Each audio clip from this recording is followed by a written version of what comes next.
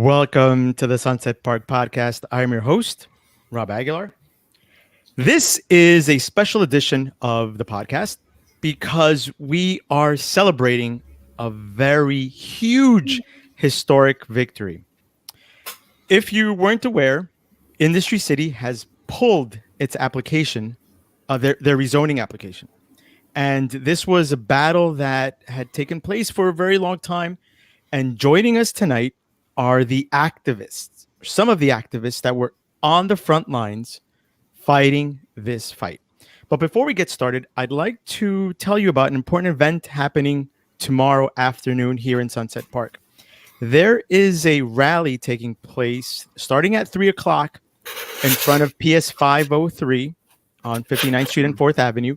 And this rally is organized by parents and teachers who are fighting for an equitable reopening of schools. They want kids back in schools, but they want them when it's safe. So if you are available and you want to participate, please come down tomorrow at 3 p.m. It's going to be a march. They're going to start at PS 503 on 59th and 4th, and they're going to make their way to the park. So if you can join us, that'd be great. And now we're going to bring on our activists. And joining us, we have Giselle, Tony, Jess, and Jorge. Welcome to the podcast, guys. Hey, thank you for having us. So, what a historic victory. You guys, I would see you out at the different demonstrations, at the different meetings, at the front, leading this fight. And you guys won. What are you guys feeling? Tony, let's start with you. It's surreal. I think when we first found out, we were like, wait, is this real? Let's confirm, because there's been just so much back and forth over the past couple of years. And Industry City, they've used this tactic before where they've threatened to withdraw their application.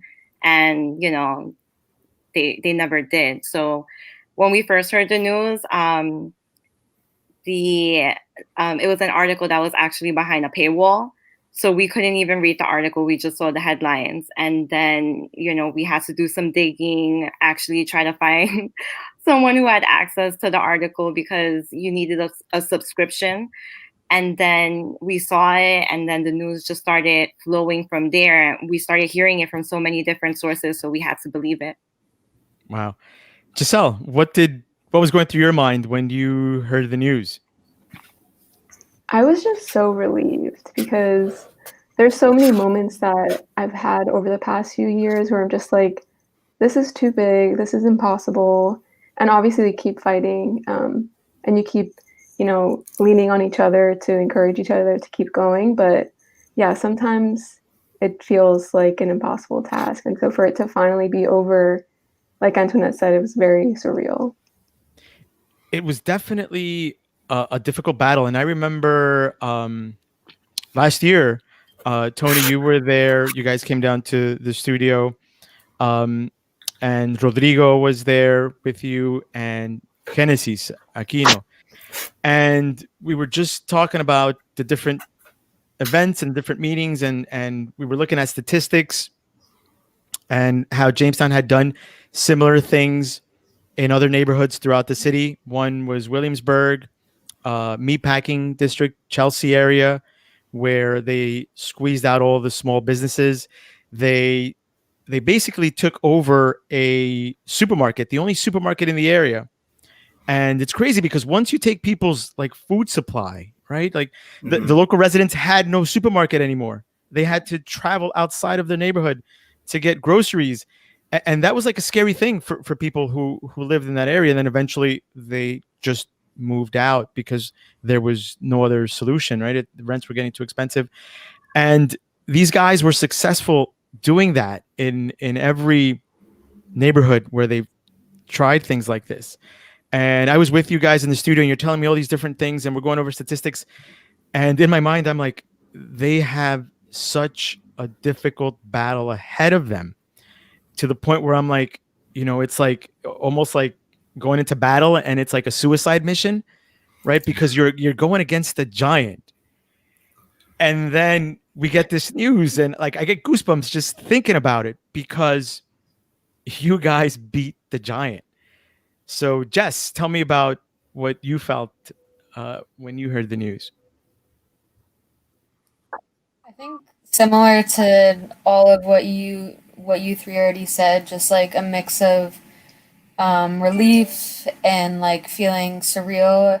Like you said, I mean, like you're going against a giant. So I remember like a couple years ago, um, we like learned that Industry City had like hired a bunch of canvassers to go out in the neighborhood and get people to sign on to like all these cards, and we were like, how do we go up against like this corporation that has so much money to like pay people to literally go out and get them to sign these like bogus cards?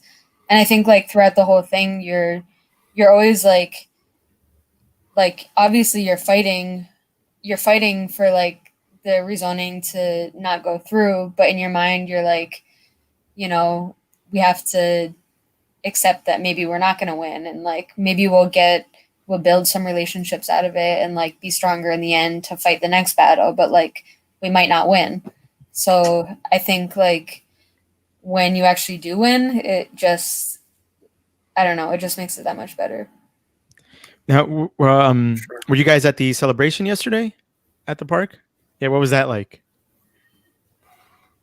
Yeah, we had mariachi that came really quickly, and it came together very spontaneously, very organically, because people were really just rejoicing, something that they've been fighting for years, especially this last year, right? Like this, you know, this time last year, all of us were in an auditorium, and we had, you know, our elected leader try to pitch us on a deal with the developers, and people rejected that pretty clearly. And you know, since that moment, it was a fight to convince first our local council member, who decided to try to work with the billionaires behind Industry City, and then, you know, once we had gotten him, we had to convince people that were leading the city council, like Speaker Corey Johnson. And I think it's been such a tough fight, but you know, as I think about it, like, you know, everyone that came together, it was something that really would have been impossible for any one person to have been able to do. And so I just think about all the long nights, all the text messages, all the petitions, all the times out in the streets. It's been a colossal fight, but I think it really, like, for me, it just leaves me feeling with the same feeling that I had last year, this time when we were all in that town hall. And, you know, even after our elected official had walked out of the room, you know, turned his back on the neighborhood and tried to end the meeting, the people stayed, because it's our neighborhood, right? It's our, you know, this isn't like a job for us. This is like really our neighborhood. And just because someone has a lot of money, it doesn't mean they get to tell us what to do with our land and right, and our rules. And if we want an industrial area, like, we can push for that. And I think, you know, this closes one chapter, right, of a bad chapter, a bad plan that we avoided. And now, you know, I think a lot of us are thinking about, okay, what's ahead, and you know, what do we want to see actually happen there? I remember that night. It was such an intense night, to the point where they shut the lights off on everyone and cut the mics, and it was surreal, right? Because the people were not allowed to speak, and that was kind of like when I was just as a spectator, right, on the outside looking in. It was like a really dark night, because I felt like, wow, this is a really impossible fight now, because the community is speaking, and it felt like everyone was being ignored, right? Our council member, there were headlines the next day, things to the effect of, you know, he wasn't allowed to speak. And I remember that night very clearly. He had plenty of time to speak, and it was almost insulting, because I remember that presentation, he was saying things like, well, if we don't do this, look at all these beautiful things we're going to lose out on. And that's what it felt like. I don't know if you guys saw that. And then it was like, man, what are they in for? This is a really, really tough battle. But we're getting some comments from Facebook, and Melina Hernandez is saying, "Bravo, chicos, so proud." That's got to feel great, right? When the community is proud of you guys, and you guys. I said it before during the email exchange, but you guys are heroes. That's how I see it. So now, what happens going forward, right? Is this the end of this fight? Could they come back and reopen this? What happens? Does anyone have any insight on that? I mean, I think people like Upros and a lot of Sunset Park leaders have a big idea that they've been talking about for a really long time, right? We have Elizabeth Yampierre and Upros talking about something like a Green New Deal for the waterfront, right? To really confront climate change, really taking a long-term view, right? Taking a waterfront that already does all the metal, all the glass, all the plastic recycling for New York, and where we're going to build the largest wind energy farms and activating it. And I think that's like something really like could be explored. It's obviously like as a starting point, like this never happened anywhere in the country that like we've tried to create sustainable industry. So I think it's a good idea to like explore. And, this is a working neighborhood. This is a working class neighborhood. People work with their hands and we're really, I think, well suited to maybe be better using our waterfront for that kind of work. So that's like an idea I'm very excited about. And yeah, I'm curious what others think. Giselle, what are your thoughts? Yeah, I think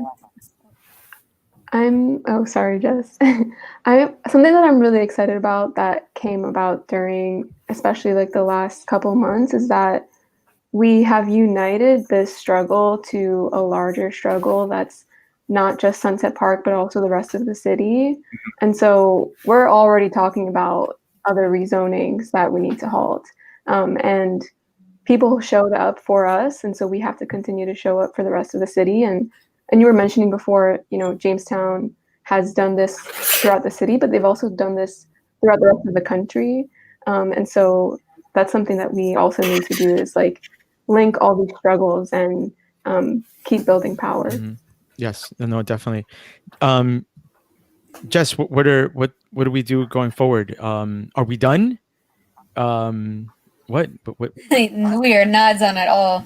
No, I think, yeah, I like how Giselle put it about like linking these other struggles. I think it's about like, there are all these other rezonings throughout the city that are being proposed, but also linking it to other struggles that people have been forging aside from the rezoning. So like, over the summer we had these mass protests and uprisings throughout the country around the death of George Floyd and other people killed by the police. And I think a lot of people who experience gentrification and displacement also experience at the same time heavy policing and police violence. And so I think like, it's really important to link that together.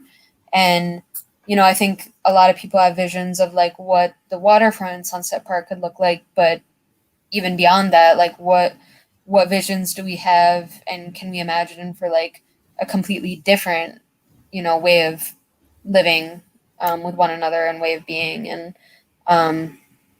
like a world where we're not relying on like Industry City and other developers to like restructure the neighborhood or give us jobs or whatever else, something completely different. And I think there's like a lot of opportunities right now to imagine what that could look like.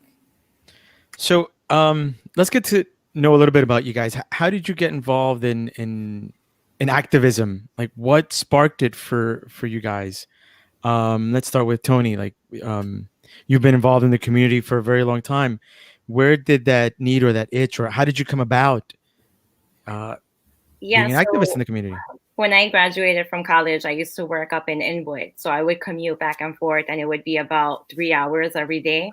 So I was about 15 hours a week. And then I remember I had seen a flyer for an UPROS Protect Our Working Waterfront Alliance meeting.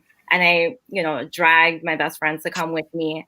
And it was at that meeting that I found out about Jamestown properties. And I think like just commuting and working outside of Sunset Park, I felt like, wow, like all of this is going on in my community where I live, where I grew up, and I didn't even know about it. So that just really that really struck a chord with me because I have family that lives in Williamsburg, and I saw directly, everything, all the gentrification, all the displacement, how things just changed there so fast. So to think that that was going to happen in Sunset Park, that just really, that really hurt. But I owe it all to Upros for really keeping their eye on it, and they really were. They were really the ones for the past 7 years to hold it down and to really inform folks, and then it grew to what it was. Great. Giselle, how did you get started in activism? That's a good question. I've been trying to remember when I became involved with the Industry City issue.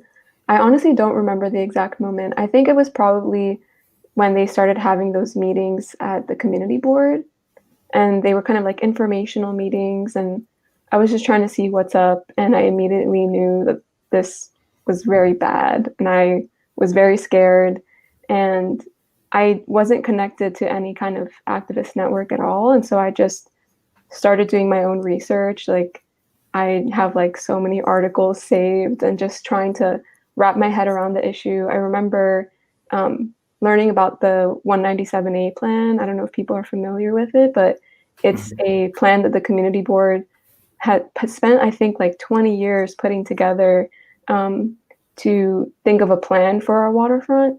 So when we talk about what's next, I'm like, our community has already been talking about this for a long time. I think we just need to look at what's already been said. So yeah, I was doing a lot of work on my own, and then I started getting plugged in to different spaces. And I think that's kind of how it is for a lot of people, where you just get connected to this person and then that person. And then I started working with the Sunset Park Popular Assembly recently. I guess it's been almost a year now, though, so not so recently. Time feels weird now. Oh yeah, totally.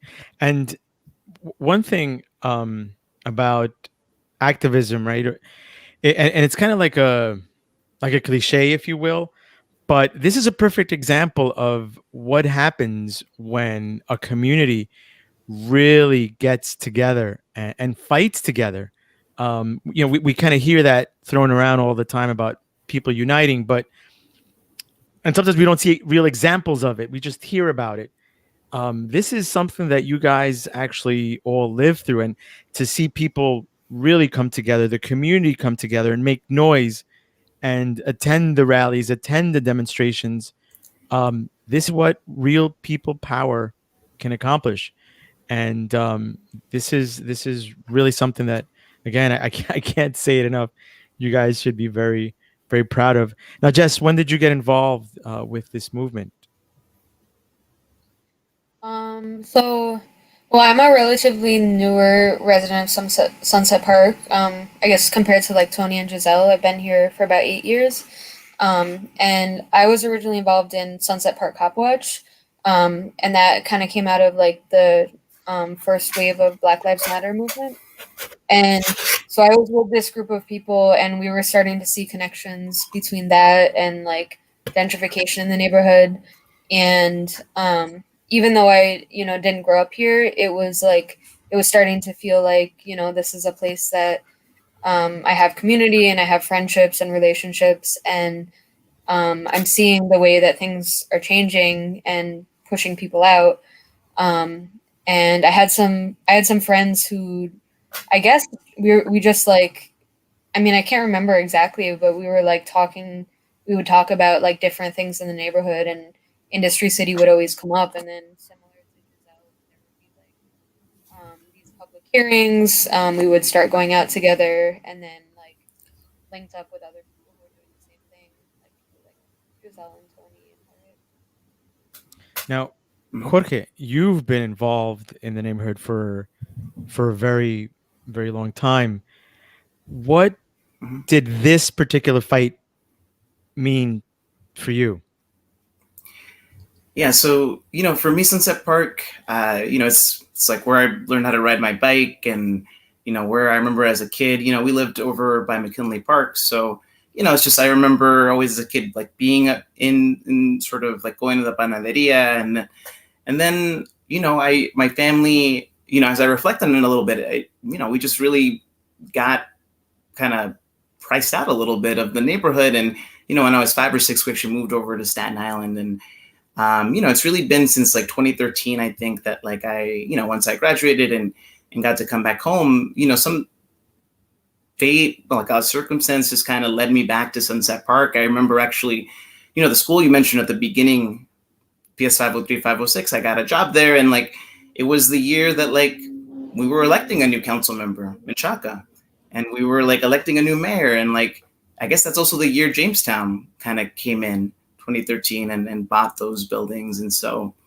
it's kind of been something that's been in the background, ever, for a long time. And like Antoinette said, Upros has been so good at, for a long time, really being the voice to just make sure people knew how much of a threat this was to the waterfront. And, for me, the fight is something I'm really proud of, because for a long time, my own, advocacy in the neighborhood, I think a lot of people know I used to work in city government for many years. So, between 2014 and 2018, I worked at the mayor's office, and I also worked actually for the council member for about 11 months. So, a lot of my voice for the neighborhood was for elected representatives. So, this moment, I think most recently is like, now that I don't work for city government anymore, but like it really felt really liberating to be able just to speak my own opinions about, some really like, I think, unfortunate decision making that kind of led us to this point. And I'm just so thankful to have been able to find a voice, I think, with like my neighbors and just all the good people that like put their name out there to really resist this plan that could have really hurt us. Yeah. And I know that the people in the community are very grateful for you guys being there on the front lines. I know that some people are reluctant to come forward because they're either intimidated or afraid.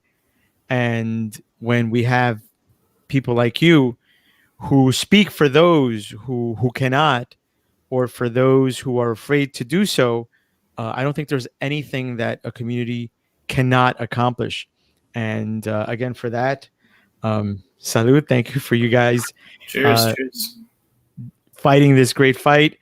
And now we have next year, right? An important council race here in this district. We have 5 candidates who have declared that they're running.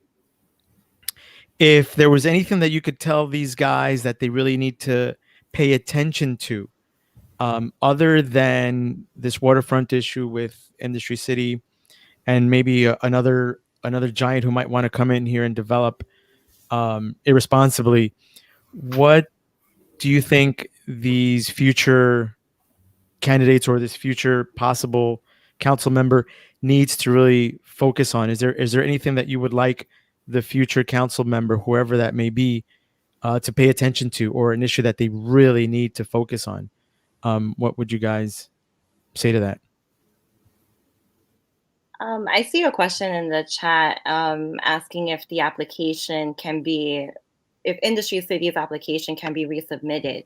And honestly, they can come back and they can drop another application at any time. So, I mean, I think that whoever is going to come in as the next city council member has to be, at least for me, somebody who is really strongly opposed to this rezoning and really sticking to all of the work that this community has done. And I just want to mention that, just because we're on the call right now, it doesn't mean that, that we've put in any more or any less work than anyone else. It's just because, we were available tonight. There are a whole bunch of people who were like really out there fighting, and they can't be on tonight because, it's late. They might have school tomorrow. So I think that, a lot of people who were available, just to, who you might have seen more than others, it doesn't mean that there weren't other people like really putting in the hard work. and really making sure that we're amplifying the voices of just everybody. I think a lot of times we think that people aren't upfront because they might be afraid to show up, but I don't think that was the case in this fight at all. Like people, like one thing that really stuck for me was going out there and petitioning and getting signatures from folks and letting them know what Industry City was, what their plan was. People would stop, and you could tell like they would just freeze and they would sign real quick because this was not something that they wanted, and it was just the outpouring of support, you know, not only from Sunset Park but from other neighborhoods. Jamestown Properties, we dropped this out in Chelsea, and we were in contact with folks out there, and they were really, really supportive. And yeah, and right now Flushing, they are fighting a huge development. And you know, we want to be there. We want to lend support so that they can, so you know, we could really support and do away with all of these racist rezonings. Yeah. So you said there was definitely a lot of other people involved who helped. So yeah, let's shout them out and thank them for fighting this fight. If you want to shout out anybody that was heavily involved in this, please do so, because they deserve all the accolades possible for fighting this good fight. Is there anyone that you would like to mention? I know you mentioned Upros, and they were at the forefront of this fight. Anyone else that you guys want to shout out or thank for fighting alongside you? I want to give a shout out to Maria Roca. She honestly like is so intelligent and just provided so much resources and information, and was constantly updating everyone. And every time I would see her at these town halls and stuff, we would talk, and she just had so much wisdom and was so committed. And yeah, I'm really grateful for her. And also shout out to Adan, who I feel like he is someone who is one of those people that connects all the dots and brings people together. And I feel like he's a really influential in kind of tying us Anyone all together. else? Yeah, I mean, I feel like there's way too many people to like shout out on this call, but I do want to mention like the most recent like big action that we all had together. I think all of us on the call were involved in planning it. Was this action at Chelsea Market that started at Chelsea Market and went to Corey Johnson's house, and we had like people from all over the city came out. Like we had people from the Bronx, Take Back the Bronx. We had people from Queens, the groups in Flushing, Queens Anti-Gentrification Project, people from Manhattan, Inwood, you know, like Fulton houses, other people in Brooklyn, like people from across the city came out. And that was just really dope to see for me, because, you know, it's hard, especially during the pandemic. Like it's hard to even, you know, be able to see people in person, and for all these people to come out just like in solidarity was really cool. Yeah, this was definitely a tough battle because of the pandemic, right? Like people were might have been reluctant to come out, but they still showed up, and that says a lot for this movement. Jorge, anyone that you want to mention or include or thank? Yeah, I mean these are so tough, right? Because it's there's so many, and like, you know, I wish I could thank each and every single person that signed the petition. You know, I think Antoinette like summarized it really well that night last year when she said, you know, if all those people that signed the petition were in this auditorium, we would be unable to accommodate them. Like, right? Like just like we haven't created that like public space for people. And you know, I you know, but as I think about the fight, and like I think about all the people that like we came together and brought together, you know, I think a lot about people like Doña Gavina, who is you know, such a humble neighbor of mine. Actually, she goes to the church at Our Lady of Perpetual Help, and I think about people like her who just, you know, just on a you know, December night, we're like, yeah, of course you should do an informational town hall to let the people know about Industry City. They need to know. and just like opens up their doors and like, you know, makes the church space available and like lets people know in Spanish, which is, you know, how like my parents, that's what they speak. And a lot of this neighborhood speaks Spanish. And they, you know, that's, you know, I think about her because, you know, people, a lot of cameras might not have focused on her, you know, because maybe she doesn't speak the language that they do. But like people like her were really like why we won, because they were like, nope, no way are we going to let a bunch of billionaires just try to like move us out for like a playground for the rich. And they really stuck with it. And, you know, I really, you know, think about myself as just like someone that like has a little more privilege of like being part of the machinery and like, you know, uh, just being able to like be with them and help them really like just have their wishes heard. And that's, you know, I think about things like that. Yeah, and we have some comments coming in from YouTube, and here's one from Marcela. Yes. So incredibly impressed by the tenacity and passion of these incredible activists. Thank you, Marcela. And here's another one. Yes, this fight is so impressive and inspiring because it involves so many everyday people in the neighborhood and across the entire city. As you guys mentioned, people from the Bronx and Queens joined in. I mean, it's bringing people together. So that is extremely impressive. And again, I thank you all for taking the time to be here tonight and share your stories and your experience. And the fight is not over, but it's great to know that we have people like you fighting for our community. And again, I thank you. Thank you so much for being on the podcast. I really, really appreciate it.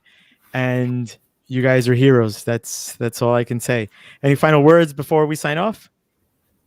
Yeah, I have one thing to add. So this Saturday, so as we're thinking about next steps, also want to make sure that people know about a project that was kind of lingering at the same time that we were fighting the industry city fight. So EDC, they're pushing to approve Steiner Studios, which is basically a huge film studio that they're thinking of building right along the waterfront. There has been very little community engagement on this project. And, you know, this is a time where we won such a big battle and we won the right to have a say in what our waterfront is going to look like. And at the same time, the city is also trying to push on us a film studio that has not been, and it has, you know, it hasn't been something that the community has been actively engaged in. So we're going to actually be meeting this Saturday at the entrance of Bush Terminal Park. Really invite anyone who can come out, lend support, to be there to tell the city that we should delay this project at the very least until the community knows more about it and is effectively engaged in knowing more about this, what the project entails, analyzing the details. We fall for this with IC, you know. They shouldn't be pushing all of these huge projects onto us without us really knowing much about it. And there's definitely there's more comments coming in from YouTube. Vanessa Thill says, "You guys rock." Again, thank you very much for being here. Anyone else have any last words before we sign off? No, you guys are good. I just want to say, I'll just quickly. Oh, go ahead. I'm sorry. I just want to say thank you again for having us on the call, and just to like quickly answer one of the questions you gave us about what we want our next council members to be focused on. Personally, the biggest thing that they can offer us is pushing to defund the police, and linking that struggle to just budget justice and making sure that our communities are adequately funded so that we can make decisions about what our waterfront looks like without having to rely on private industry.